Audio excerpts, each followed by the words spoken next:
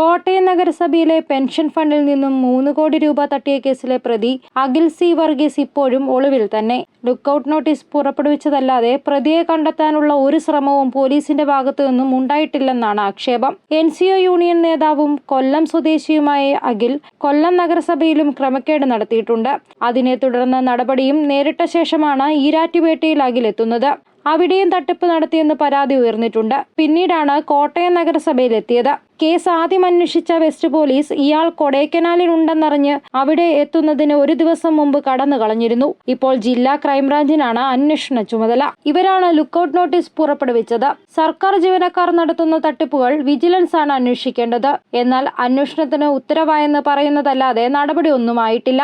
അന്വേഷണ ഉത്തരവിൽ DGP ഒപ്പുവച്ചിട്ടില്ല. തദ്ദേശ വകുപ്പ് പ്രിൻസിപ്പൽ ഡയറക്ടർ ഉത്തരവിട്ട അന്വേഷണം ഇപ്പോൾ മുന്നോട്ടു പോകുന്നുണ്ട്. അതേസമയം ഒളിവിൽ കഴിയുന്ന പ്രതിക്കായി തിരച്ചിൽ നടത്തുന്നുണ്ടെന്ന് ജില്ലാ പോലീസ് മേധാവി ഷാഹുൽ ഹമീദ് അറിയിച്ചു. News bureau, Ponkunnam.